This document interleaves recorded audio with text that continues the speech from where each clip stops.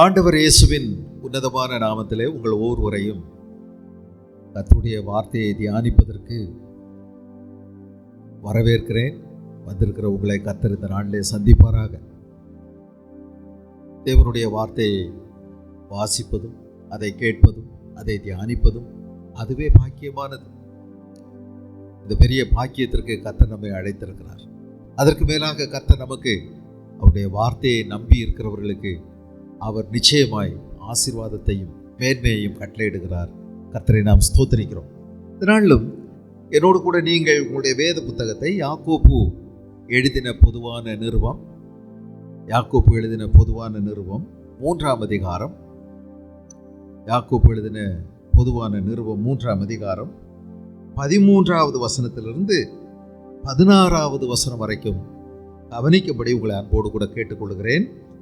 யாக்கோப்பு 3ஆம் அதிகாரம் 13 முதல் 16 வரைக்கும். உங்களில் ஞானியும் விவேகியுமாய் இருக்கிறவன் எவனோ அவன் ஞானத்திற்குரிய சாந்தத்தோடே தன் கிரியைகளை நல்ல நடக்கையினாலே காண்பிக்க கடவன். உங்கள் இருதயத்திலே கசப்பான வைராக்கியத்தையும் விரோதத்தையும் வைத்தீர்களானால் நீங்கள் பெருமை பாராட்டாதிருங்கள். சத்தியத்திற்கு விரோதமாய் பொய் சொல்லாமலும் இருங்கள்.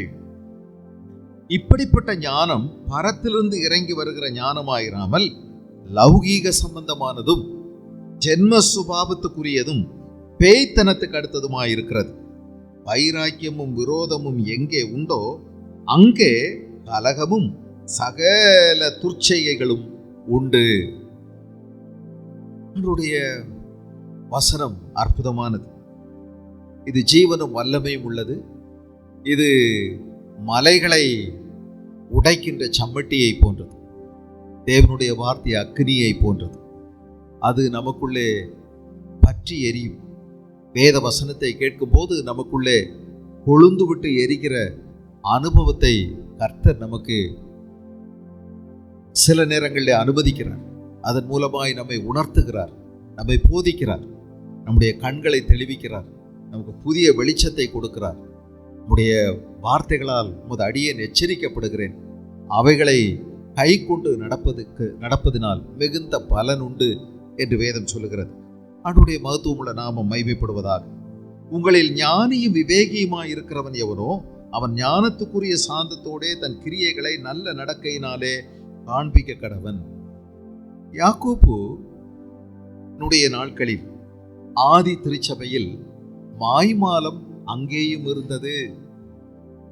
மக்கள் உண்மையான விசுவாசிகளும் இருந்தார்கள், போலியான களைகளும் பயிரை போலவே இருந்தது. இயேசு கிறிஸ்து அதை சொல்லும்போது சொன்னார், நல்ல விதைகளை விதைக்கிறவர் மனுஷகுமார். ஆனால் மனிதர்கள் உறங்கும் போது சாத்தான் களைகளை விதைத்து விடுகிறான். தேவனுடைய ராஜ்யம் நல்ல நிலத்தில் நல்ல விதைகளை விதைத்த விதைக்கு ஒப்பாயிருக்கிறது, நிலத்துக்கு ஒப்பாயிருக்கிறது.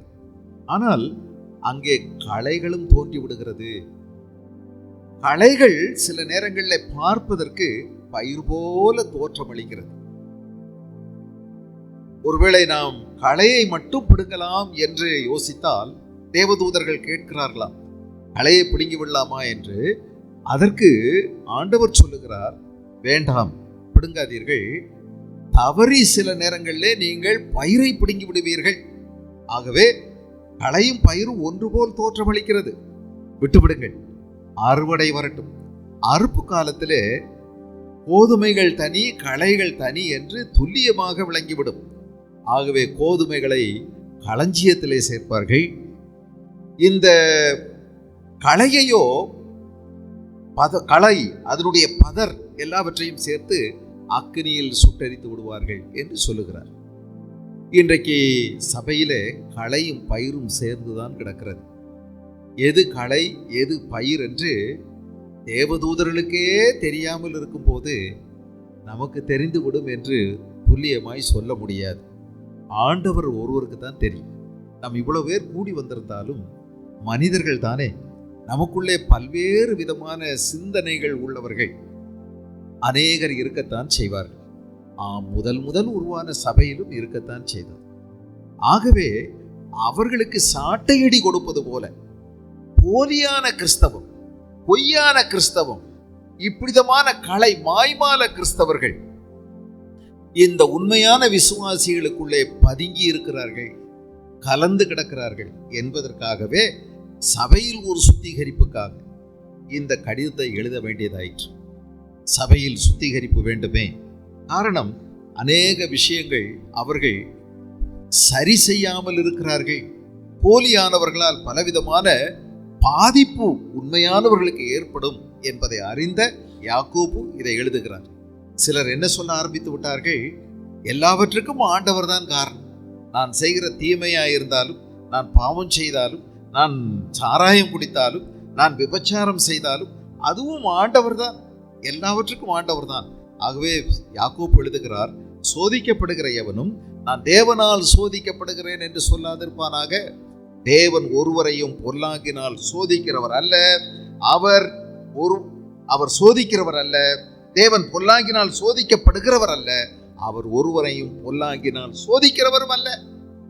அவனவன் தன் சுய இச்சையினால் இழுக்கப்பட்டு சிக்குண்டு சோதிக்கப்படுகிறான் என்பதை தெளிவுபடுத்துகிறார்.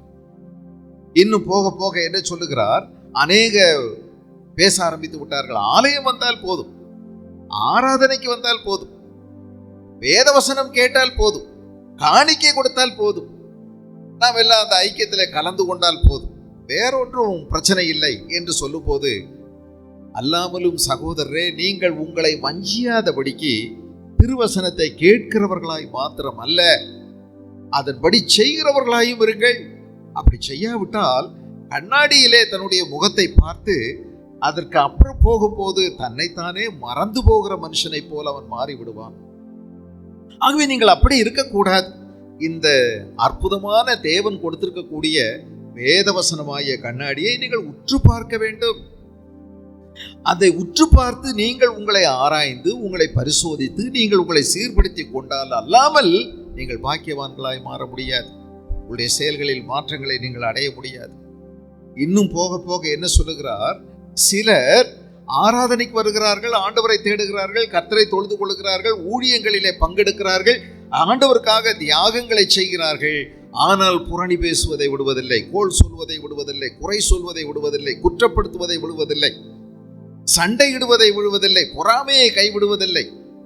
ஆக இப்படிப்பட்டவர்களுக்கு சபையிலே நிறைந்திருக்கிறபடியினால் இன்னொரு வார்த்தையை எழுத ஆரம்பித்தார். என்ன சொல்லுகிறார், உங்களில் ஒருவன் தன் நாவை அடக்காமல் தன் இருதயத்தை வஞ்சித்து தன்னை தேவ பக்தி உள்ளவன் என்று எண்ணினால் அவனுடைய தேவ பக்தி வீணாயிருக்கும். ஆக இப்படி சிலர் எண்ணிக்கொள்ளுகிறார்கள். இப்படியும் சிலர் கூட்டம் சபைக்குள்ளே ஆகிவிடுகிறது. அவர்கள் வாயின் வார்த்தைகளை மாற்றுவதில்லை, தங்களுடைய இருதயத்தை சுத்திகரிப்பதே இல்லை. பழைய ஜென்ம சுபாவம் அவர்களுக்குள்ளே மேலோங்கி இருக்கிறது, அது அவர்களை ஆளுகை செய்கிறது. ஆனால் அவர்கள் விசுவாசிகள், ஆராதனைக்கு வந்திருக்கிறார்கள், ஞானஸ்நானம் எடுத்திருக்கிறார்கள். ஆனால் அவருடைய வாயிலே இன்னும் கெட்ட வார்த்தை மாறவில்லை, கோள் சொல்வதை நிறுத்தவில்லை, புரணி பேசுவதை நிறுத்தவில்லை, மற்றவர்களை சாடை பேசுவதை நிறுத்தவில்லை. வாயை நீ அடக்காம உனக்கு தேவ பக்தி இருக்கு, நான் பெரிய விசுவாசி, நான் ஆவிக்குரியவள் ஆவிக்குரியவன் என்று நீ உன்னை வஞ்சித்துக் கொள்ளாதே. உண்மையான தேவ பக்தி என்றால் என்ன? திக்கற்ற பிள்ளைகள் விதவைகள் படுகிற உபத்திரவத்திலே அவர்களை விசாரிப்பதும், உலகத்தால் கரைபடாதபடிக்கு தன்னை காத்துக்கொள்ளும். ரெண்டு சைடும் இருக்குது. ஒன்று, உலகத்தோடு தொடர்பு இருக்க வேண்டும்.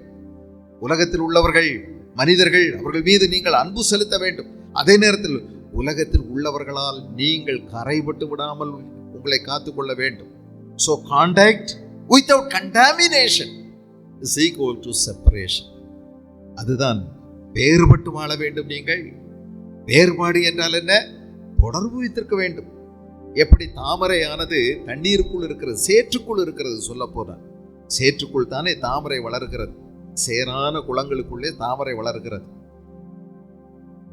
அந்த அங்கே போய் நீங்கள் கால் வச்சிங்கன்னா உங்கள் காலே ஒருவேளை உள்ள சொருகிட்டு போயிடும் அந்த சேத்துக்குள்ள. ஆனால் அதில் தன்னுடைய நல்ல கழுத்தை நல்ல தூரமாக மேலே வர விட்டு, எவ்வளோ தூரம் தண்ணி இருக்குதோ அவ்வளோ தூரம் அந்த தண்டு மேலே வர வந்து அழகாய் அது பூக்குது தாமரை.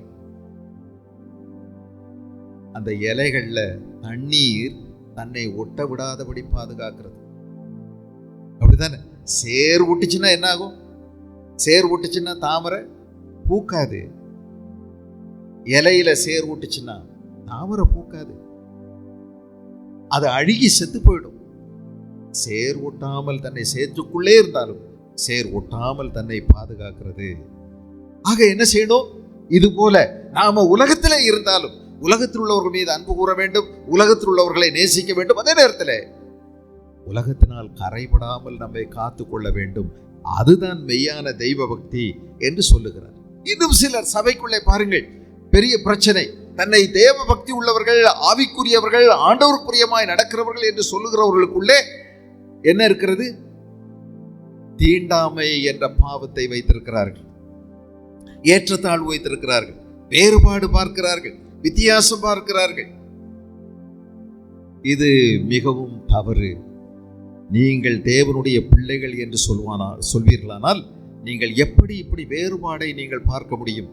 சபையிலே ஒருவர் மினுக்கு வஸ்திரம் உடுத்து கொண்டு வருகிறார், ஒருவர் சாதாரண உடையை உடுத்து கொண்டு வருகிறார். மினுக்கு வஸ்திரம் தரித்திருக்கிறவர், மோதிரம், கை நிறைய மோதிரம் போட்டிருக்கிறவர், அவர்களெல்லாம் நீங்க தனி மரியாதை கொடுக்குறீங்க. இவரை நீங்க அற்பமா நினைக்கிறீங்க.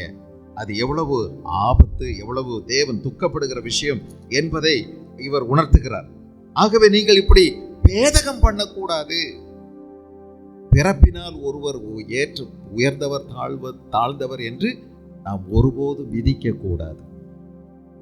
உயர்ந்தவர்கள் தாழ்ந்தவர்கள், உயர் ஜாதி தாழ்ந்த ஜாதி என்பது அவர்களுடைய செய்கையினால், நடவடிக்கைகளினால் தீர்மானிக்கப்படுகிறார்களே அல்லாமல் பிறப்பினால் ஜாதியினால் அல்ல. மனுஷர்களுக்குள்ளே அநேக ஜாதிகளை தேவன் உருவாக்கி இருக்கிறார். ஆனால் இதெல்லாம் வைத்து ஜாதிகளின் அடிப்படையில் ஏற்றத்தாழ்வு செய்வது, தீண்டாமை என்ற பாவத்தை நாம் கடைபிடிப்பது கொடுமையானது. அதை வேதம் அங்கீகரிக்கவில்லை. ஆணென்றோ பெண்ணென்றோ, இவன் அடிமை என்றோ சுயாதீனன் என்றோ, இவன் கிரேக்கன் என்றோ யூதன் என்றோ இந்த பாகுபாடு காண்பிக்க கூடாது. நம்ம எல்லாருக்காகவும் கிறிஸ்து மரித்தார். எல்லாருக்கும் ஒரே தேவன், நம்ம எல்லாருக்கும் ஒரே விசுவாசம், எல்லாருக்கும் ஒரே தேவ கிருபை, எல்லாரையும் ஒரே இயேசுவின் ரத்தம் கழுவி சுத்திகரிக்கிறது. ஆக இந்த ஏற்றத்தாழ்வு மனதில் பாதிக்க வைத்துக்க கூடாது என்பதை ஆண்டவர் நமக்கு சொல்லுகிறார். ஆக விசுவாசிகளுக்குள்ளே இந்த ஏற்றத்தாழ்வு இருந்தால் நீங்கள் என்ன ஆவிக்குரியவர்கள் என்று எப்படி நீங்கள் உங்களை கணிக்கிறீர்கள்? இது பேதகம் பண்ணுவது, பாரபட்சம், பட்சபாதம் செய்வது பெருங்குற்றம். தீண்டாமை ஒரு பெருங்குற்றம் என்று இங்கே எழுதப்பட்டிருக்கிறது. ஆகவே நீங்கள் அன்பு கூறுவதிலே ஒருவருக்கொருவர் முந்திக் கொள்ள வேண்டும் என்று சொன்னார். அது மட்டுமல்ல, நீங்கள் அதை தொடர்ந்து என்ன சொல்லுகிறார்? சரி, நான் இன்னும் ஆவிக்குரியவன் என்று சொல்லுகிற சிலர் தங்களுடைய செயல்ல அதற்கு ஏற்ற அத்தாட்சி, அத்தென்டிசிட்டி, நிரூபணம் இல்லாமல் போகிறது. விசுவாசிகள் என்று சொல்லுகிறார்கள், ஆனால் அவருடைய கொடுக்கல் வாங்கல்களிலே, அவருடைய உறவுகளிலே, அவருடைய பேச்சு பழக்கங்களிலே, அவருடைய வேலைகளிலே, அவருடைய வீடுகளிலே, அவருடைய கணவன் மனைவி உறவிலே, பிள்ளைகளை வளர்த்துகிற விதத்திலே எந்த விதமான விசுவாசிக்குரிய அல்லது ஆவிக்குரிய அடையாளம் காணவில்லை, செயலில் இல்லை. ஆனால் சிலர் என்ன சொல்லுகிறார்கள்? நாங்கள் தான் விசுவாசிகள். உனக்கு விசுவாசம் உண்டென்று நீ சொல்ற, எனக்கு கிரியை உண்டென்று நான் சொல்லுகிறேன். என் விசுவாசத்தை நான் கிரியையிலே காண்பிக்கிறேன். எங்க நீ காண்பி பாப்ப, உனக்கு விசுவாசம் இருக்குன்னு மட்டும் சொல்றியே, எப்படி காண்பிப்பாத அப்படின்னு கேட்கிறார் இல்லையா? பாருங்கள் 18வது வசனம், 2:18. ஒருவன் உனக்கு விசுவாசம் உண்டு, நான் சொல்றேன் எனக்கு கிரியை உண்டு. கிரியைகள் இல்லாமல் உன் விசுவாசத்தை எனக்கு காண்பி, நான் என் விசுவாசத்தை என் கிரியைகளினாலே உனக்கு காண்பிப்பேன் என்பானே. பேய்கள் கூட விசுவாசிக்குது. உன் விசுவாசத்துக்கும் பேயினுடைய விசுவாசத்துக்கும் வித்தியாசம் வேண்டாமா? பேய்கள் கூட தேவன் ஒருவர் உண்டென்று விசுவாசிக்கிறது, அவரை குறித்து பயந்து நடுக்குகிறது. நீ செய்யாத ஒரு வேலையெல்லாம் அது செய்து. அப்படி இருக்கும்போது உன் விசுவாசத்துக்கும் டிமானிக் ஃபெய்த், பேய்த்தனமான விசுவாசம், பேயின் விசுவாசம். அதுக்கும் உன் விசுவாசம் வித்தியாசம் வேண்டாமா? Dynamic faith. இது தேவன் உனக்குள்ளே ஆரம்பித்த ஒரு ஆன்மீக உயர்வு வாழ்க்கை தரமா இருக்குமானால் நீ என்ன செய்ய வேண்டும்? செயல்களில் அதை வெளிப்படுத்து. செயல்களில் உன் குடும்ப வாழ்க்கையில அதை வெளிப்படுத்து. இங்க நம்ம அப்படியே பேசாம பூனை மாதிரி உட்கார்ந்துட்டு போய் அங்க போய் பயங்கரமான வார்த்தைகளை வீட்டில் கொட்டக்கூடாது. வீட்டில் எப்படி சண்டை போடுறது, கணவன் மனைக்குள்ள அன்பு இல்லை, ஐக்கியம் இல்லை, பிள்ளைகளிடத்துல அன்பு இல்லை, பிள்ளைகளை வளர்த்துறதுல ஒழுங்கு இல்லை, உங்க வீட்டில் நீங்க நேர்மையா இல்லை, கணவன் மனைவிக்குள்ள நேர்மை இல்லை, உண்மை இல்லை, இதெல்லாம் நம்ம கவனிக்கும் போது வேலை ஸ்தலத்தில் ஏமாற்று, தவறா பணம் சம்பாதிப்பது, பணமே நம்முடைய குறிக்கோளா மாற்றி வச்சுக்கிறது, இதெல்லாம் எப்படி நீங்க செய்வீங்க? விசுவாசத்தை செயல்ல வெளிப்படுத்து என்று சொல்லுகிறார். தேவனுக்கு ஏற்ற கிரியைகள் அவர் விரும்புற மாதிரி நீ நடந்து காமி. அப்பதான் அது நிரூபணமாகவே அல்லாமல் மற்றபடி அல்ல. இப்படி சொல்லிக்கொண்டே வருகிறவர் பார்த்தீங்களா? ஆதி திருச்சபையில இவ்வளவு மாற்றங்களுக்கு இவ்வளவு மாய்மாலங்கள் உள்ள இருந்ததுனால மாற்றங்களை குறித்து எழுதுகிறார். இன்னைக்கு அப்ப சொல்ல வேணுமா? இன்னைக்கு நம்ம சபையில இவ்வளவு பேர் நம்ம வந்திருக்கிறோமே, நமக்குள்ள எவ்வளவு முரண்பாடுகள் இருக்கும் இல்லையா? முரண்பாடுகள் நிறைய இருக்கும். இப்ப கவனிங்க, உங்களில் ஒருவன் ஞானியும் விவேகியுமாயிருக்கிறவன் எவனோ. 13 அப்படின்னா என்ன அர்த்தம் தெரியுமா? உங்கள சிலர் சொல்றீங்க, நாங்க ஆவிக்குரியவர்கள், ஆண்டவரை நேசிக்கிறோம், ஆண்டவரை தேடுகிறோம், நாங்க இவ்வளவு ஆண்டவரை ஏற்றுக்கொண்டு இயேசுவை சொந்த ரட்சகராக ஏற்றுக்கொண்டு இத்தனை வருஷம் ஆயிடுச்சு, நாங்க இவ்வளவு நாளா ஆண்டவரை பிடிச்சிருக்கிறோம், நாங்க எங்க குடும்பமா கர்த்தரை தேடுறோம். நல்ல விஷயம் நீங்க சொல்றது. ஆண்டவர் எங்களுடைய பாவங்களை மன்னித்தார், ஓ நல்லது. இயேசு என்னுடைய ரட்சகர் சொல்லுகிறீர்கள், நல்லது. நான் கிறிஸ்தவன், நல்ல விஷயம் சொல்றீங்க. ஆனா இப்படி சொல்லக்கூடிய நீங்க அப்படி உண்மையிலேயே நீங்க ஞானியும் விவேகியுமா இருப்பீர்களானால் ஞானத்திற்குரியவை சாந்தத்தோட தன் கிரியைகளை நல்ல நடக்கையினாலே காண்பிக்க வேண்டும். இல்லாவிட்டால் அது போலித்தனம், அது மாய்மாலம், அது பொய்யான கிறிஸ்தவம். என்ன மாதிரி எழுதுறாரு பாருங்க. பிஷப்பே இவர் தாங்க, ஆதி திருச்சபையினுடைய பிஷப். சபை சீர்திருத்தங்களுக்காக இதை எழுதுகிறார். நான் ஞானி, நான் விவேகி, நான் ஆண்டவர் அறிஞ்சிருக்கேன், நான் ஆவிக்குரியவன், நான் பரிசுத்தாவின் அபிஷேகம் பெற்றிருக்கிறேன், எனக்குள்ளே ஆவியின் வரங்கள் செயல்படுகிறது, நான் சுவிசேஷ ஊழியம் செய்கிறேன், ஆத்துமாக்களை ஆதாயம் செய்கிறேன். ஓ இதெல்லாம் நல்ல விஷயம் நீ செய்யறது சொல்றது. நான் கர்த்தருக்காக தியாகம் பண்ணுகிறேன், கொடுக்கிறேன், நிறைய ஈடுபாடு வச்சிருக்கிறேன், நிறைய ப்ரோக்ராம் நடத்துறேன், நல்ல விஷயங்கள். ஆராதனையை நான் ஒழுங்கா வந்துகிட்டு இருக்கேன், நல்லது, அதெல்லாம் செய்யணும். தசமபாகம் கொடுக்கிறேன், செய்யி.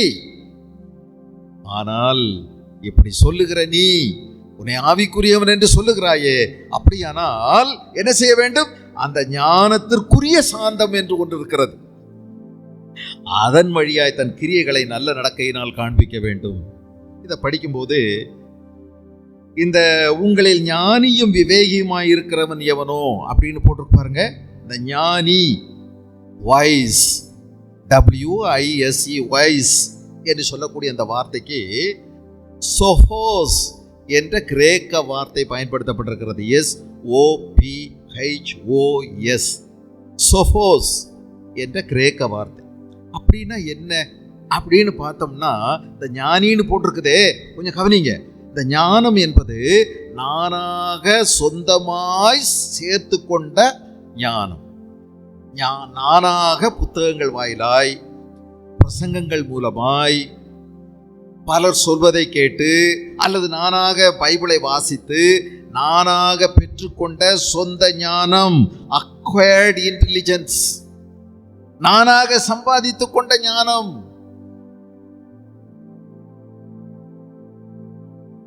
அப்ப சிலர் என்ன சொல்றாங்க? எனக்கு நிறைய தெரியும், நான் நிறைய பிரசங்கம் கேட்டிருக்கிறேன்,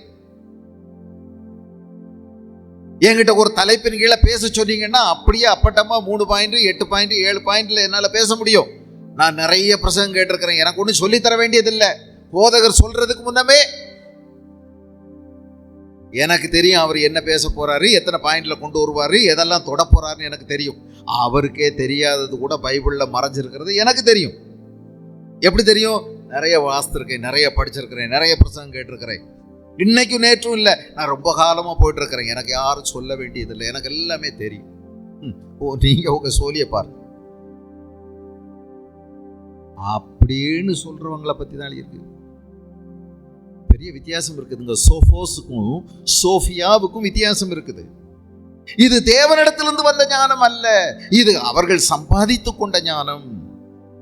அவர்கள் சொந்தமாய் கேட்ட பிரசங்கங்கள், அதிலிருந்து they acquired knowledge. அவர்களாக பெற்றுக்கொண்ட ஞானம், ஆலோசனை, அபிப்பிராயம், கருத்துக்கள், இதன் அடிப்படையிலே அவர்கள் தங்களை என்னென்று நினைக்கிறார்கள்? ஆவிக்குரியவர்கள். நாங்கெல்லாம் ஆண்டவர் அப்படி நேசிக்கிறோம் அப்படின்னு அவங்கள வச்சு ஒரு கணக்கு பண்ணியிருக்காங்க, ஒரு முடிவுக்கு வந்திருக்கிறாங்க. நான்லாம் சரிதான், நான்லாம் கரெக்டாக தான் போறேன், நான் ஆண்டவருடைய பிள்ளை தான், நான் எல்லாத்துலேயும் கரெக்டாக தான் இருக்கேன், எனக்கு ஒன்றும் யாரும் சொல்ல வேண்டியதில்லை, நீ உன் சோழியை பார், வாங்க ஜெபம் பண்ணுவோன்னா அதெல்லாம் எனக்கு தெரியும், நான் ஜெபம் பண்ணிட்டு தான் இருக்கேன், நீ ஜெபம் பண்ணு, எனக்கு ஜெபம் பண்ண தெரியும், நான் ஜெபம் பண்ணிட்டு இருக்கேன். எல்லாத்துக்கும் இப்படி பேசிட்டே இருப்பாங்க. எவ்வளவு ஞானம் பாருங்க அவங்களுக்கு. இது என்ன ஞானம்? இப்படி நம்ம பேசுறோமே, நமக்கு தான் இது எழுதியிருக்குது, உங்களுக்கு தான் எழுதியிருக்கு. இப்படி பேசுறவங்களுக்கு தான் இது. எனக்கு எல்லாம் தெரியும், எனக்கு எல்லாமே அத்துப்படி, எனக்கு எல்லாம் தெரியும், நான் ஜெபம் பண்ணிக்கிடுவேன், எனக்கு மற்றவங்க ஜெபம் தேவையில்லை. குடும்ப ஜெபத்துக்கு கூப்பிட்டா நீ ஜெபம் பண்ணிக்க, நான் எனக்கு தெரியும், நான் ஜெபம் பண்ணிட்டு தான் இருக்கேன், நீ ஒன்றும் எனக்கு சொல்ல வேண்டியது, பைபிள் படி, அதெல்லாம் எனக்கு தெரியும், நான் படிக்கிறேன் படிக்கலைன்னு நீ கண்டியா, நான் எப்படி படிக்கிறேன்னு எனக்கு தெரியும், ஆண்டவருக்கு தெரியும், நீ உன் சோழியை பாரு.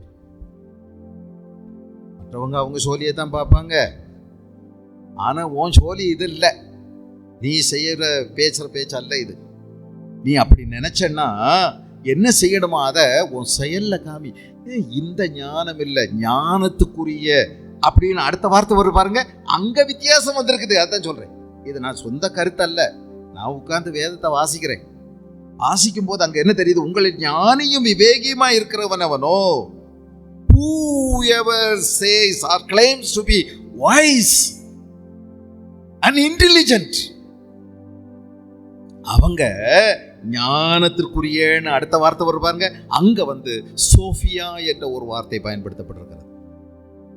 முன்ன உள்ளது சோஃபோஸ், இது சோஃபியா. இந்த வார்த்தைக்கு அர்த்தம் என்ன தெரியுமா? SOPHIA, Sophia. இதுக்கு அர்த்தம் என்ன தெரியுமா? தேவனிடத்திலிருந்து வருகின்ற ஞானம், தேவனால் அருளிப்படுகின்ற ஞானம். அப்போ நானா சம்பாதிக்கிற ஒரு ஆவிக்குரிய ஞானம்னு ஒன்று இருக்குது.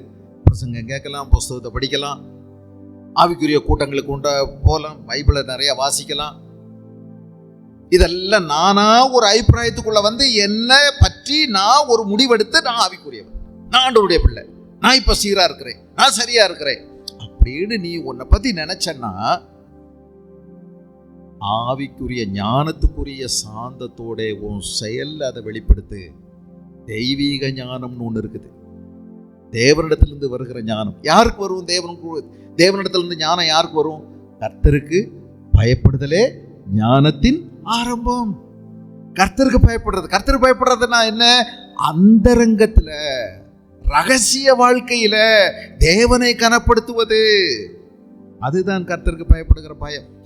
இங்க நம்ம ஆளை போல எல்லாரும் அமைதியா உட்கார்ந்து முக்காடு போட்டு கைய கட்டி பயபக்தியா பக்திமானா பேசாம, போதகர் எவ்வளவு திட்டுனாலும் சரி அதையெல்லாம் வாங்கிக்கிட்டு ஒன்னும் பேசாம கம்முன்னு இறுகி போய் பக்தியாய் போவது அல்ல. தேவனுடைய ஞானத்தை பெற்றிருப்பது யாரு?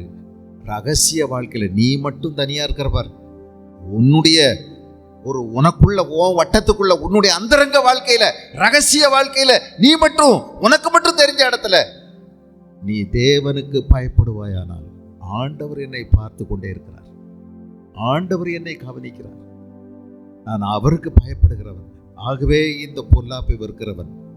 பொல்லாப்பை வெறுப்பதே கர்த்தருக்கு பயப்படுகிற பயம், பாவத்தை வெறுப்பதே கர்த்தருக்கு பயப்படுகிற பயம். இந்த பாவத்தை நான் வெறுக்கணும். ஏன்? அந்தரங்க ஜீவியத்தில் யாருக்கும் தெரியாது. நீ பார்க்கிறது, நீ கேட்கறது, நீ படிக்கிறது, நீ நடந்துக்கிறது யாருக்குமே தெரியாது. வீட்டுக்குள்ள கதவடைச்சாச்சு, படுக்கையில போர்வை போட்டு மூடியாச்சு, யாருக்கும் தெரியாது. நீ மட்டும்தான் இருக்கிற. கையில செல் இருக்கு. உன் அந்தரங்கத்துல தேவனை கனம் பண்ணுகிறவர்கள், இருதயத்தில் கர்த்தரை கனம் பண்ணுகிறவர்கள், இருதயத்தில். அதுதாங்க கர்த்தருக்கு பயப்படுகிற பயம். தொடைய நடுங்க விடுறதில்லை. ஐயோ ஆண்டவர் அடிச்சு விடுவாரு, கொண்டு போடுவார், அப்படி இல்லை. என்னுடைய தேவனை நான் துக்கப்படுத்த மாட்டேன், என் இருதயத்தை நான் தீட்டுப்படுத்த மாட்டேன். தானியேலுக்கு இருந்த ஒரு பெரிய தீர்மானம், அது அவனுடைய தரிசனமாக இருந்தது. எந்த ஊருக்கு கொண்டு போனாலும் சரி, எவ்வளவு தொலைக்கு கொண்டு போனாலும் சரி, ஆயுதப்பம் இல்லை, யாரும் இல்லை, யாருக்கும் தெரியாது, வேண்டிய வளம், வேண்டிய வசதி, வேண்டிய சௌகரியம் எல்லாவற்றின் நடுவிலேயும் அவன் ஒரு தீர்மானம் எடுத்திருக்கிறான் பாருங்கள். தேவனை துக்கப்படுத்த மாட்டேன், என் இருதயத்தை கரைப்படுத்த மாட்டேன், தீட்டுப்படுத்த மாட்டேன். எவ்வளவு உயர்ந்த ஒரு தீர்மானம், எவ்வளவு உயர்ந்த ஒரு லட்சியம். அது ஒரு பெரிய தரிசனம், அது ஒரு பெரிய தரிசனம் இல்லையா? பரிசுத்தத்தை குறித்த ஒரு தரிசனம். அவருடைய வாழ்க்கையில் அவர் தெரிஞ்சுக்கிட்டார், பரிசுத்தம் தான் வல்லமை அப்படின்னு. ஊதுனா 10 பேர் விழுறது இல்லைங்க வல்லமை. கோட்டை கலட்டி அப்படியே வீசிட்டா 5-6 பேர் 100 பேர் அந்த பக்கம் இந்த பக்கம் எல்லாம் அப்படியே சாகிறது இல்லை வல்லமை. வாயில படபட படபடன்னு என்னென்னமோ அந்நிய பாஷை பேசி எவ்வளவு கிண்டல் பண்றாங்க பாத்தீங்களா யூடியூப்ல? ஐயோ, பேசுற விதமும் ரொம்ப கச்சடாத்தனமாவும் இருக்குது நம்ம ஆட்கள். அதையெல்லாம் பார்த்து பாருங்க, என்ன உருட்டுறாங்க, நல்லா போட்டு பேசுறாங்க. சங்கடமா தான் இருக்குது. ஐயோ, இப்படி பேசுறது இல்லைங்க வல்லமை. இது இல்ல வல்லமை. முடவே நடக்கிறான், குருடன் பார்க்கிறான், இதுல இல்ல வல்லமை. பரிசுத்தம் தாங்க வல்லமை. பரிசுத்தத்துல தான் இருக்குது வல்லமை.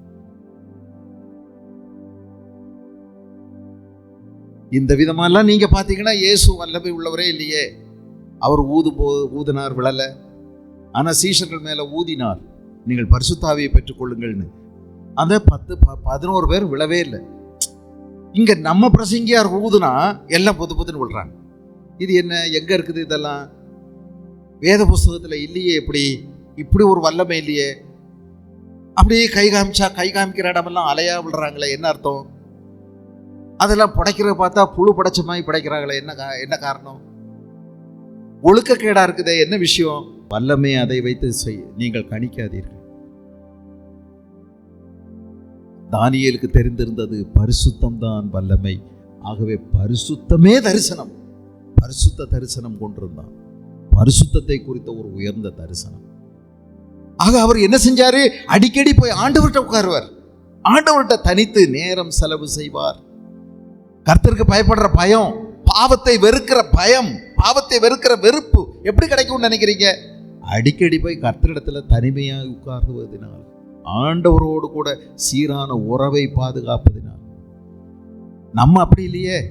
ஞாயிற்றுக்கிழமை கேட்டா சரி, உடனே வேகமாக வெளியே போன உடனே கையெல்லாம் விரிச்சு எப்படிலாமோ நடந்தா எல்லாம் தெரியும். இல்லை, பெரிய இடமோ எல்லாம் முற்றும் தேர்ந்து எல்லாம் தேறி முதிர்ச்சி அடைஞ்ச ஆள் மாதிரி இல்லை நம்ம நினைக்கிறோம். பிறகு ஜெபம் பண்ணுறதில்ல, பைபிளும் எடுக்கிறதில்ல. கேட்டால் சொல்லுவோம், அம்புட்டும் எனக்கு செல்லுலே இருக்குது, நான் படிச்சுக்கிட்டே தான் இருக்கேன். என்னத்தை படித்த நீ? உனக்கு எங்கே தெய்வ பயம் அதுக்கேற்றபடி வந்துச்சு? ஞானத்துக்குரிய சாந்தத்தோடே. பார்த்தீங்களா? அந்த ஞானத்திற்கு ஒரு சாந்தம் என்று ஒன்று இருக்கிறது, அதற்கு ஒரு தாழ்மை இருக்கிறது, மீக்னஸ், ஜென்டில்னஸ். அந்த ஞானத்திற்கு பாருங்க, அழகா இணங்கக்கூடிய ஒரு மனசு இருக்கு, கேட்கக்கூடிய ஒரு காது இருக்கு, தாழ்த்தக்கூடிய ஒரு மனசு அதுக்குள்ள இருக்கு, கற்றுக்கொள்ளக்கூடிய ஒரு மனப்பான்மை அதற்குள்ளே இருக்குது, மற்றவர்களோட எல்லாவற்றையும் அனுசரித்து போகக்கூடிய காரியங்கள் இருக்குது. ஞானத்துக்குரிய சாந்தத்தோட எவ்வளவு மனோபாவத்தை மாற்றி அமைக்குது பாருங்க. Gentleness is an attitude. இது என்னுடைய மனோபாவம், என் மனோபாவத்தில் மாற்றங்கள் ஏற்படுகிறது. ஞானம் உனக்கு இருக்குமானால், தேவன் கொடுக்கிற சோஃபியா அந்த ஞானம் உனக்குள்ள இருக்குமானால், தேவன் அருளுகின்ற ஞானம், இந்த ஞானம் இருக்குது பாருங்க. இந்த முத ஞானம் நான் சொன்னேன்ல, உங்களில் ஞானியும் விவேகமா இருக்கிறவர். இதே வார்த்தையை இயேசு பயன்படுத்துகிறார் ஒரு இடத்துல.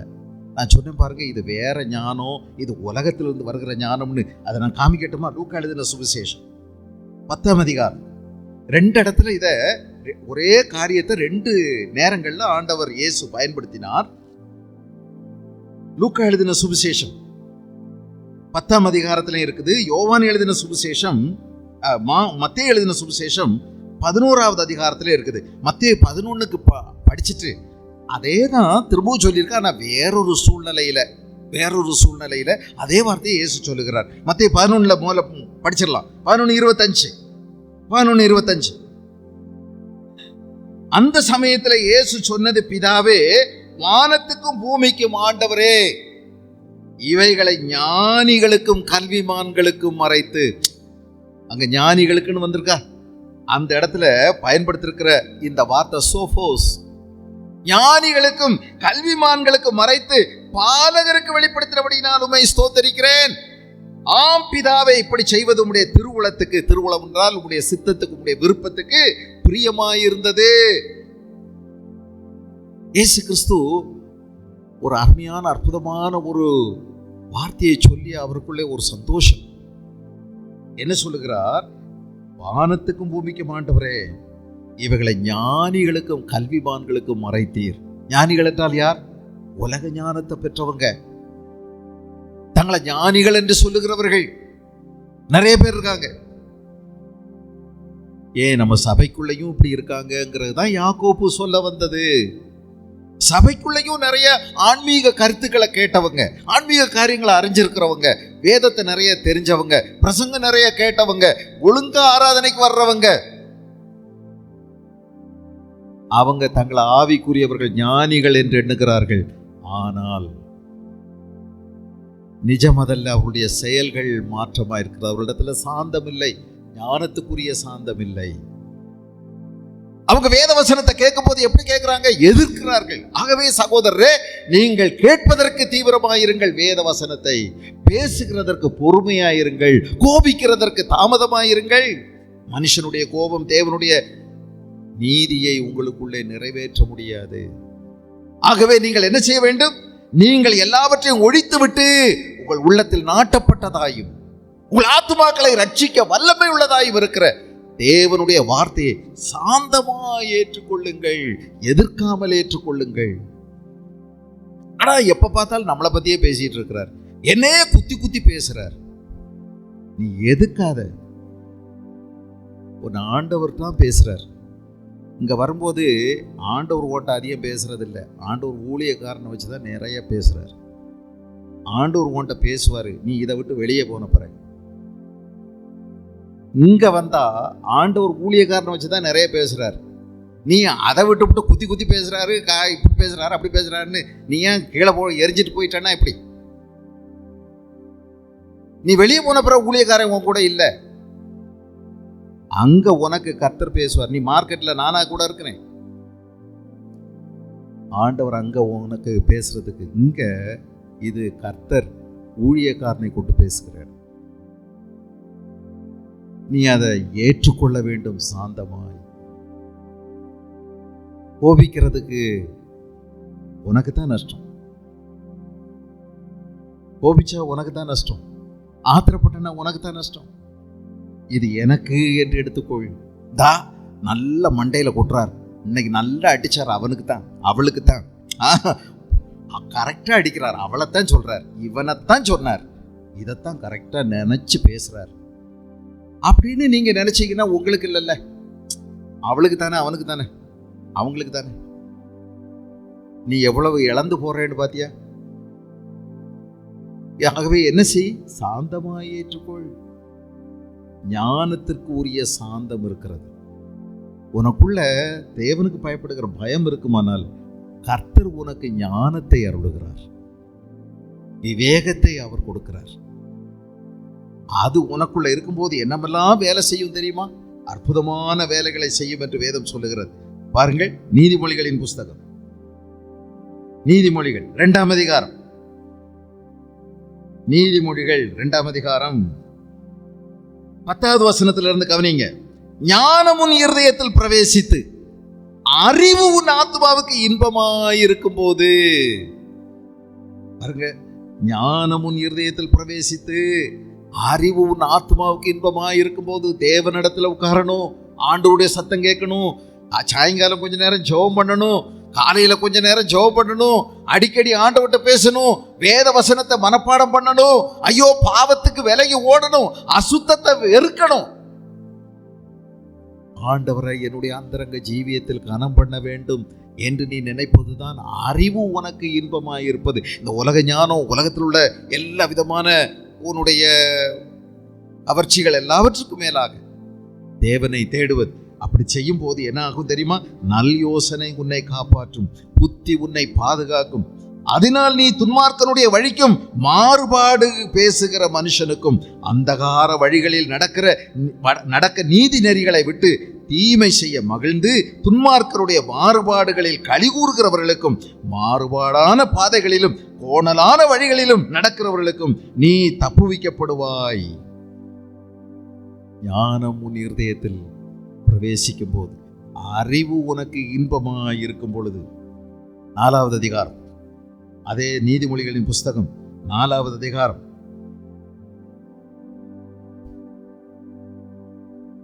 5வது வசனத்தை பாருங்க. 4:5 அங்க எழுதியிருக்க, ஞானத்தை சம்பாதி, புத்தியையும் சம்பாதி, என் வாயின் வார்த்தைகளை மறவாமலும் விட்டு விலகாமலும் இரு. அப்படின்னா PhD படி, இன்ஜினியரிங் படி, டாக்டருக்கு படி, அப்படி இல்லைங்க. இது எல்லாருக்கும் உரிய அழகிய ஆலோசனை. நீ படிச்சிருந்தா என்ன, படிக்காதவனா இருந்தா என்ன, பாமரனா இருந்தா என்ன, பெரிய பட்டதாரியா இருந்தா என்ன, ஆண்டவர் சொல்றார், ஞானிகளுக்கும் கல்விமான்களுக்கும் மறைத்து பாலகருக்கு வெளிப்படுத்தினார். அப்படின்னா அதாங்க அந்த சாந்தத்தோடு ஏற்றுக்கொள்ளும் போது பாலகர்களுக்கு இருக்கக்கூடிய ஒரு நல்ல பழக்கம் என்ன? ஏன் சின்ன பிள்ளைகளை பள்ளிக்கூடம் அனுப்புறோம்? பள்ளிக்கூடம் அனுப்புனா அழுதா கூட போயிடுறாங்களே. ஏன் போறாங்க? கற்றுக்கொள்ளக்கூடிய ஒரு மனசு அவர்களிடத்தில் இருக்கிறபடியினால் நாம அவங்களை எங்க அனுப்புறோம்? பள்ளிக்கூடத்துக்கு. உங்களை ரெடியாக்கி காலையில் 7:30 மணிக்கு ஸ்கூல் பஸ்ஸில் ஏற்ற முடியுமா? நீங்கள் ஸ்கூல் பஸ்ஸுக்கே தீ வச்சிருவீங்க. அதை மிஞ்சி போனால் அங்கே போய் நீங்கள் பிரின்சிபாலை கத்தியில் குத்திடுவீங்க. ஆனால் நம்மளை அனுப்புறதில்லை. ஆனால் பிள்ளைகளை அனுப்பி வைக்கிறோம். அவங்களுக்கு கற்றுக்கொள்ளக்கூடிய மனது இருக்கிறது. They have a teachable spirit. So we send them to school. அதுதாங்க சாந்தம். கற்றுக்கொள்வது. இன்னும் பெற்றுக்கொள்வார்கள். இந்த ஞானமே முக்கியம். ஞானத்தை சம்பாதி. என்னத்தை சம்பாதித்தாலும் புத்தியை சம்பாதித்துக்கொள். நீ அதை மேன்மைப்படுத்து, அது உன்னை மேன்மைப்படுத்தும். நீ அதை தழுவிக்கொண்டால் அது உன்னை கனம் பண்ணும். அது உன் தலைக்கு அலங்காரமான முடியை கொடுக்கும். அது மகிமையான கிரீடத்தை உனக்கு சூட்டும். ஆஹா, எவ்வளவு மேன்மைகளை சொல்லியிருக்கு. அதனால் உன் ஆயுசின் வருஷங்கள் நீடிக்கும். ஞான மார்க்கத்தை உனக்கு போதித்தேன், செவ்வையான வழிகளில் உன்னை நடத்தினேன், அதனால உனக்கு இடுக்கண் உண்டாகாது என்று சொல்லப்படுகிறது. ஞானம்தாங்க தேவனை, கர்த்தரை அறிகிற அறிவே அறிவு. பரிசுத்தரின் அறிவே அறிவு. 9வது அதிகாரம், அதே நீதிமொழிகள் எழுதியிருக்கு. 9வது அதிகாரம் 10 பாருங்க. 10, கர்த்தருக்கு பயப்படுதலே ஞானத்தின் ஆரம்பம், பரிசுத்தரின் அறிவே அறிவு. வியக்கத்தக்க வகையான அநேக காரியங்களை ஒவ்வொருத்தரும் தனித்தனியா செய்யறாங்க. ஆச்சரியமா தான் இருக்கு. எல்லா அறிவையும் விட பரிசுத்தரின் அறிவே அறிவு. உங்களை யாரும் பாராட்ட மாட்டாங்க. நீங்க ஞானிகள் என்று சொல்ல மாட்டார்கள். நீங்க விஞ்ஞானிகள் என்று ஒருவர் சொல்ல மாட்டாங்க. ஆனா எல்லா அறிவிலும் சிறந்த அறிவு தேவனை அறிகின்ற அறிவு. தேவனை அறிகின்ற அறிவு. பரிசுத்தரின் அறிவே அறிவு. நச்சுன்னு சொல்லியாச்சு ஒரே வார்த்தையில். இந்த அறிவு படிக்காதவங்களுக்கு கிடைக்கும். ஆர்வம் இருந்தா போதும், அது உனக்கு இன்பமா இருந்தா போதும். ஆண்டவர் உங்கள்கிட்ட பேசுவார். ஞானிகளுக்கும் கல்விமான்களுக்கும் மறைத்து பாலகருக்கும் வெளிப்படுத்தினேன். இப்போ வருவோமா? லூக்கா எழுதின சுவிசேஷத்தில் இதே தான் ஆண்டவர் இன்னொரு முறையாக பயன்படுத்தி பேசுகிறார். லூக்கா எழுதின சுவிசேஷம் 10ஆம் அதிகாரம், லூக்கா 10:21. என்ன ஆச்சரியம் பாருங்க. இயேசு செய்கிறது, நானே அது ஆச்சரியத்தோட கூட வாசித்தேன். எனக்கு அது புதிய ஒரு வெளிச்சமா தெரிஞ்சது. லூக்கா எழுதின சுவிசேஷம் 10ஆம் அதிகாரம் 21வது வசனத்தை பாருங்க.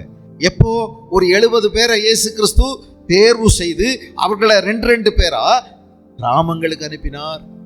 கிராமங்களுக்கு அனுப்பி ரட்சிப்பின் வழியை, நற்செய்தியை சொல்லவும், அங்க நிறைய பிசாசுகளை விரட்டவும் ஆண்டவர் சொன்னார். 17வது வசனம், பின்பு அந்த 70 பேரும் சந்தோஷத்தோட திரும்பி வந்து, ஆண்டவரே, உம்முடைய நாமத்தினாலே பிசாசுகளும் எங்களுக்கு கீழ்ப்படுகிறது என்றார்கள். அப்பொழுது இயேசு என்ன சொன்னார்?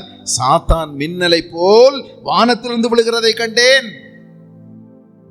மின்னலை போல் வானத்திலிருந்து விழுகிறதை கண்டேன். அவனுடைய அலுவலகம் மாற்றப்பட்டிருக்கிறது. பாத்தீங்களா? மத்திய ஆகாயத்தில் இருந்த அலுவலகம் பூமியில் மாற்றப்பட்டது. சாத்தான் மின்னலை போல் வானத்திலிருந்து விழக்கண்டேன். இங்க நீங்க இதெல்லாம் செய்ய ஆரம்பிச்ச உடனே அவன் விழுந்து விட்டான். அவன் கீழே வந்துட்டான். இனி விடக்கூடாது. இந்த தேவனுடைய ராஜ்யத்துக்கு எதிராய் திட்டங்களை வகுக்க, பெரிய செயல்களை செய்ய அவன் தீர்மானித்து விட்டான். பெரிய சதி, நாச, மோசங்களை செய்வதற்கு அவன் தீர்மானித்து விட்டான். இதோ சாத்தான் மின்னலை போல் வானத்திலிருந்து விழுகிறதை கண்டேன். இதோ சர்ப்பங்களையும் தேள்களையும் மிதிக்கவும் சத்ருவுடைய சகல வல்லமையையும் மேற்கொள்ளவும் உங்களுக்கு அதிகாரம் கொடுக்கிறேன்.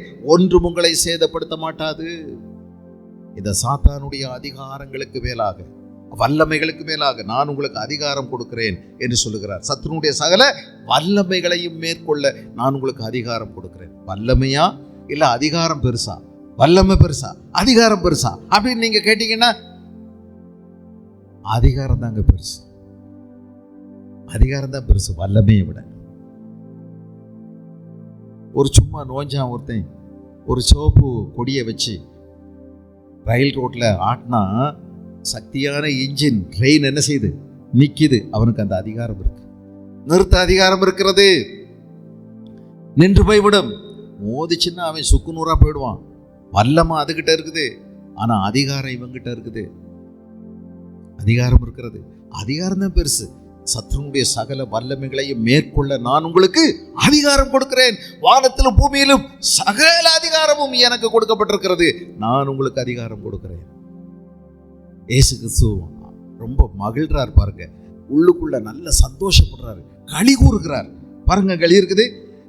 மேற்கொள்ள உங்களுக்கு அதிகாரம் கொடுக்கிறேன், ஒன்றும் உங்களை சேதப்படுத்த மாட்டாது. ஆகிலும் ஆவிகள் உங்களுக்கு கீழ்ப்படுகிறதற்காக நீங்கள் சந்தோஷப்படாமல் உங்கள் நாமங்கள் பரலோகத்தில் எழுதியிருக்கிறதற்காக சந்தோஷப்படுங்கள் என்றார். அந்த வேளையில் இயேசு ஆவியிலே களி கூர்ந்து so happy. அவருக்குள்ள ரொம்ப மகிழ்ச்சி. அவருக்குள்ள தன்னால சிரிக்கிறார், சந்தோஷப்படுகிறார், ஆடுகிறார், பாடுகிறார். ஆவியில் மகிழ்ந்து, பிதாவே, வானத்துக்கும் பூமிக்கும் ஆண்டவரே, இவைகளை நீர் ஞானிகளுக்கும் கல்விமான்களுக்கும் மறைத்து. இவங்கெல்லாம் படிப்பறிவில்லாதவங்க. 70 பேரு. எந்த டாக்டர் பட்டமும் கிடையாது. எந்த விதமான தேவர் நாட் அண்டர் கிராஜுவேட் அல்லது அவங்க பிஜி கிடையாது, போஸ்ட் கிராஜுவேட் கிடையாது, எதுவும் கிடையாது. படிப்பறிவில்லாத மீனவர்கள், பாமர ஜனங்கள். என்ன சொல்லுகிறார்? இவைகளை நீர் ஞானிகளுக்கும் கல்விமான்களுக்கும் மறைத்து. பேய்கள் உங்களுக்கு பயப்படுகிறது பாருங்க, பேய்கள் உங்களுக்கு கீழ்ப்படுகிறது பாருங்க. ஞானிகளுக்கு மறைத்து பாலகருக்கு வெளிப்படுத்தினபடியினால் உம்மை ஸ்தோத்திரிக்கிறேன். ஆம் பிதாவே, இப்படி செய்வது உம்முடைய திருவுளத்துக்கு பிரியமாயிருந்தது. பாலகருக்கு வெளிப்படுத்துகிறார். சாந்தமுள்ள ஆவி, இணக்கமுள்ள ஆவி, கற்றுக்கொள்ள மனதுள்ள ஒரு ஆவி. யார் என்னுடைய குற்றத்தை சொன்னாலும் அதை ஏத்துக்கலாம். சரிங்க, நீங்க சொன்னது சரி, நான் அதுக்காக ஜெபம் பண்றேன். ஆண்டவர் ஏதாவது சொன்னா எனக்கு சொல்லுங்க. இந்த மாதிரி சொன்னீங்கன்னா எனக்கு கோபம் வந்துடும். இனிமேல் இதெல்லாம் சொல்லக்கூடாது. நான் நல்லா தான் இருக்கேன். சொப்பனம் வந்தா நீயா விழுங்கிரு. இந்த மாதிரி பேசுன நடக்கிறதே வேற. எனக்கு பிடிக்காது. பெரிய பக்தியா நடிக்கிறேன். இப்படி சொன்னா இது கற்றுக்கொள்ளுகிற ஆவியா?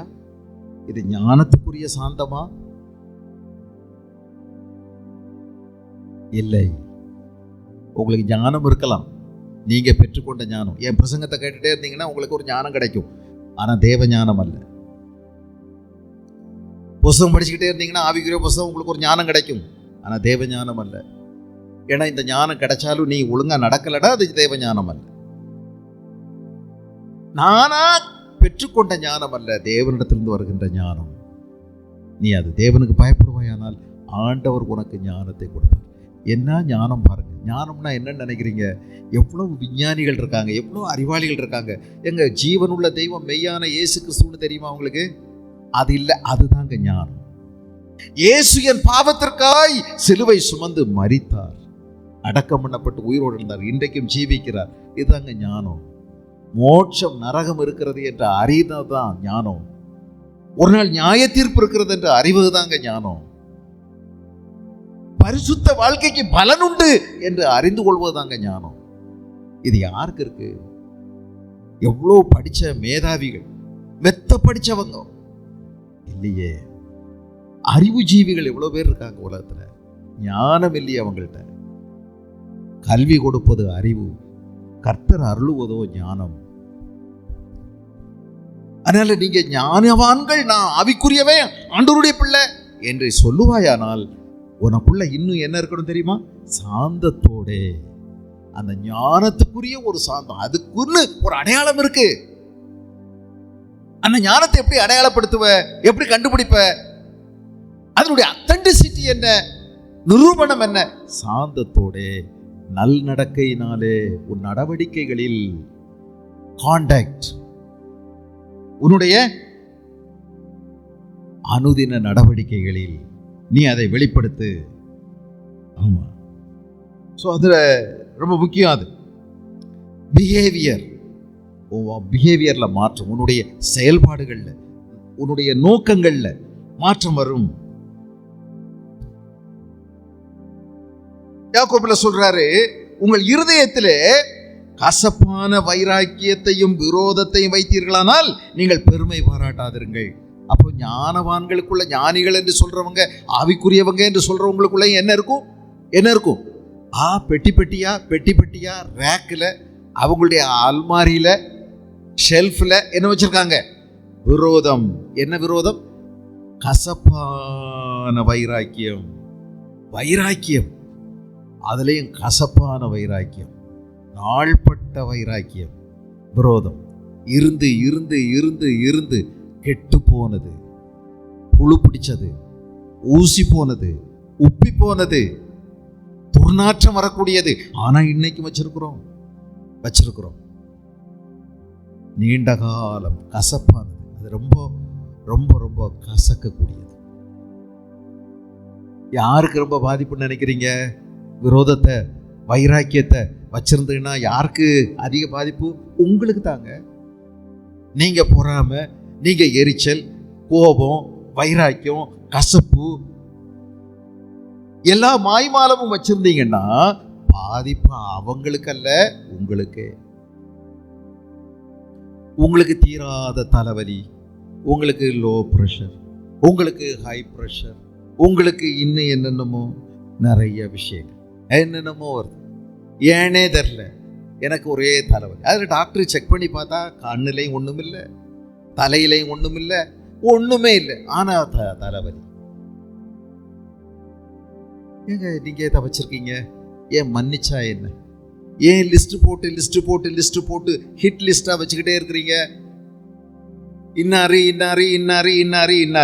இவங்களை எல்லாம் நீங்க வச்சுக்கிட்டு கசப்பான வைராக்கியத்தையும் விரோதத்தையும் வைத்தீர்களானால் நீங்கள், இது ஒரு என்னுடைய சுபாவம், இதுதான் நானு, யார் சொன்னாலும் மாற்ற மாட்டேன், அப்படித்தான் இருப்பேன், என்கிட்ட ஒன்றும் சொல்லாதீங்க, எனக்கு எல்லாமே தெரியும், நான் செய்கிறது சரிதான், எனக்கு தெரியும், நான் ஆண்டவர்கிட்ட பேசிக்கிடுவேன், கேட்டுக்கிடுவேன், நீங்கள் உங்கள் சோழியை பாரு.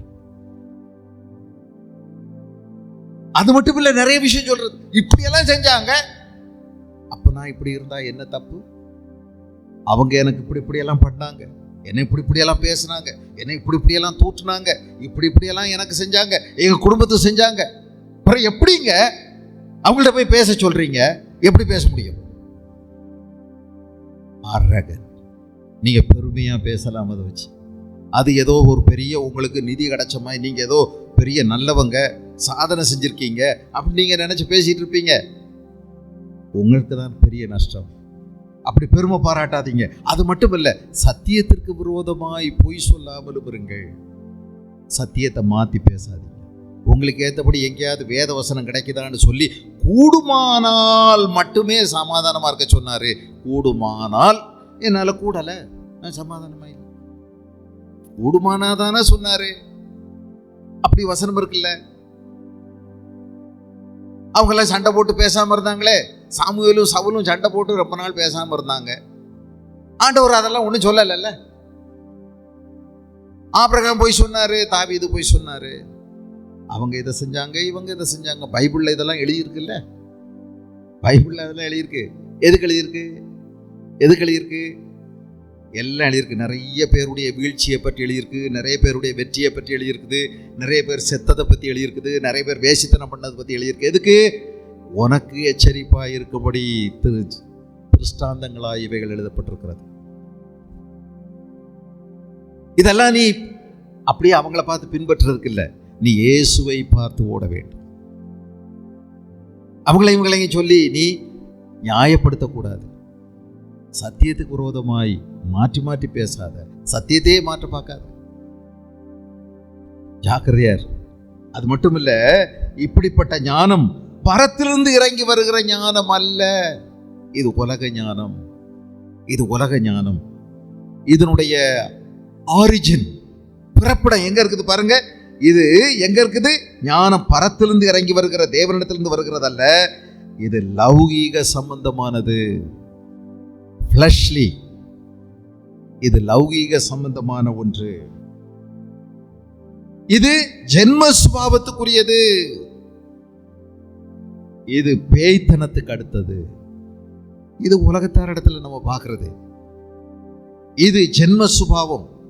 ஓ அப்பா புத்தி, உங்க பெற்றோர்களுடைய புத்தி, ஓ ஜாதி புத்தி. தப்பா நினைச்சுக்கிடாதீங்க. ஜாதிகள் எல்லாம் ஆண்டவர் தான் உருவாக்கியிருக்கார். நம்மள வெவ்வேறு வகையான ஜாதிகளை உருவாக்கியிருக்கிறார். நம்முடைய தோற்றங்கள்லாம் வேற. நீங்க பலரையும் பார்த்தீங்கன்னா அவங்களுடைய சிலருக்கு உதடுகள்லாம் வேற, சிலருக்கு கால்களுடைய எலும்புகளுடைய அமைப்பு வேற, முகத்தினுடைய மண்டை ஓட்டினுடைய அமைப்பு வேற. சிலர் அப்படி வச்சிருக்கார், பார்த்த உடனே தெரியுது. சிலருக்கு உயரங்கள் குறைவு, சிலருக்கு உயரங்கள் கூட.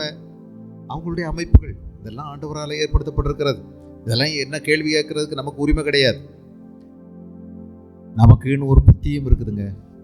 அதையெல்லாம் மாற்றி அமைப்பது தான் ஆண்டவருடைய புது சிருஷ்டி. அவர் நம்மை புது சிருஷ்டியாக்குகிறார். நமக்குள்ளே தேவ சாயலை உருவாக்குகிறார். நாளுக்கு நாள் இயேசுவின் சாயலில் புதிதாக்கப்பட்ட புதிய மனுஷனை தரித்துக் கொள்ளுங்கள். உங்களுடைய பழைய மனுஷனை களைந்து போட்டு, ஒரு சட்டையை கழட்டி போட்டுட்டு இன்னொரு நல்ல சட்டை போடுற மாதிரி குளிச்சுட்டு பழைய சட்டையை போட மாட்டோம். நல்ல சட்டையை போடுற மாதிரி நீங்க பழைய மனுஷனை களைந்து போட்டு என்று வரும்போது உன் பழைய புத்தி, உன் பழைய சுபாவம், அப்பா புத்தி, அம்மா புத்தி, ஜாதி புத்தி, ஊர் புத்தி, எல்லா புத்தியும் இருக்கு. இதெல்லாம் புத்தி மாறிட்டு நமக்குன்னு இருக்குது. ஆனா ஆண்டவர் நம்மை மாற்றி அமைக்கிறார். ஒருவன் கிறிஸ்துவுக்குள்ள இருந்தால் அவன் புது சிருஷ்டியாயிருக்கிறான், புதிய படைப்பாயிருக்கிறான். பழையவைகள் எல்லாம் மாறி போயிடும், எல்லாம் புதிதாயின. எல்லாம் புதிதாகணும். ஒரே நாள்ல இல்லை, ஒரு மாசத்துல இல்லை, ஆனா மாறிக்கொண்டே இருக்கணும். என் கோபம், என் எரிச்சல், என் கசப்பு, என் வைராக்கியம், என் விரோதம், என் பழிவாங்கும் உணர்வு, ஐயோ எனக்குள்ள இருக்கிறதெல்லாம் என்னது? என்னுடைய ஜென்ம சுபாவத்துக்குரியது, என் பிறவி குணம். இது லௌகீக சம்பந்தமானது, உலகத்தை போல உலகத்தாருக்குரியது, பேய்த்தனத்துக்குரியது. இதெல்லாம் பேய்த்தனமானது.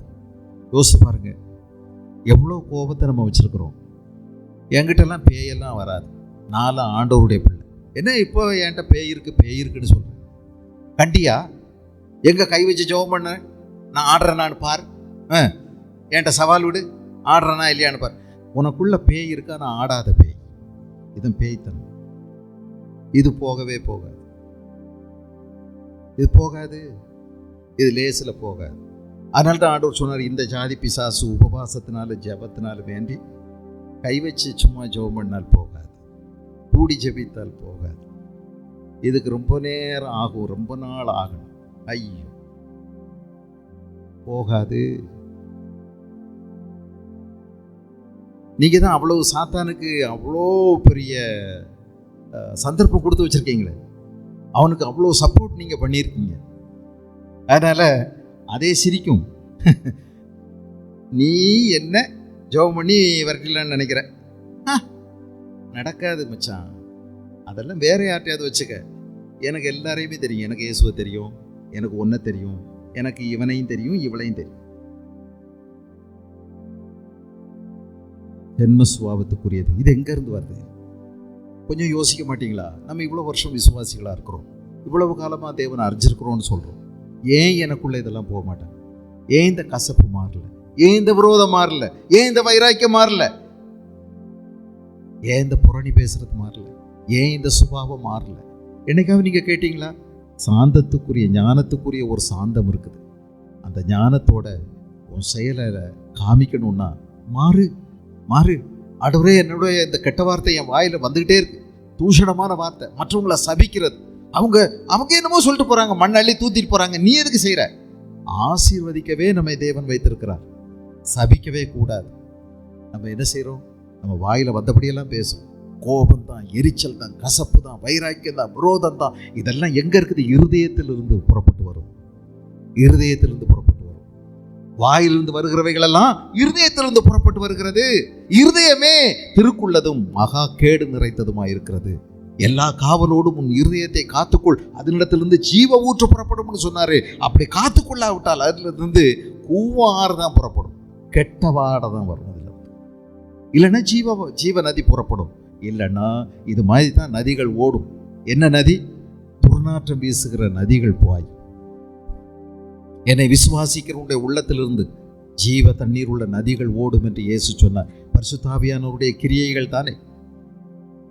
யோசித்து பாருங்க, ஏன் என்னால மாற முடியல? நீங்க ஜெபிக்கும் போது எதுக்காக ஜெபிங்க? ஆண்டவரே, என் பிள்ளைக்கு படிப்பு கொடுங்க, ஆண்டவரே எங்களுக்கு சோத்தை கொடுங்க, ஆண்டவரே எங்களுக்கு சுகம் கொடுங்க, ஆண்டவரே எங்களுக்கு பணம் கொடுங்க, ஆண்டவரே எங்களுக்கு வேலை வாய்ப்பு கொடுங்க, ஆண்டவரே என் பிள்ளை எப்படியும் இன்டர்வியூல பாஸ் பண்ணிடணும், ஆண்டவரே சம்பளம் கூட்டி கொடுங்க. இதே கேட்டுட்டு இருப்பீங்க. இதெல்லாம் கிடைக்குங்க, கேட்காமலே கிடைக்கும். ஏன் நேரத்தை வீணடிக்கிறீங்க? ஏன் ஆண்டவரை போட்டு அலட்டுறீங்க? பார்க்கும் போதெல்லாம் ஜெபம் பண்ண போறேன்னு சொல்லிட்டு போய் ஆண்டவரே என்ன அழுறாங்கன்னு கேட்டா, ஐயோ அழுக எல்லாம் இதுக்கே தான். சோமில்ல ஆண்டவரே, என் பிள்ளைய ஐயோ, உனக்குள்ள இருக்கக்கூடிய வியாதியை பத்தி உனக்கு தெரியுமா? ஆண்டவர் எதுக்காக துக்கப்படுகிறார், வேதனைப்படுகிறார்? ஏன் மாத்திக்கிடக்கூடாது? ஏன் முறையா பேசக்கூடாது? என்னால இன்னும் இந்த பொறாமையே வர முடியல, எரிச்சலை விட முடியல, எரிஞ்சு விடுறேன் நான், எரிஞ்சு விடுறேன். வைராக்கியம், வைராக்கியம், வைராக்கியம்னு என்ன தெரியுமா? பர்னிங் அவுட், எரிஞ்சு விடுறது. கசப்பு, எரிச்சல். நல்ல பேர் வச்சிருக்காங்க, எரிச்சல்.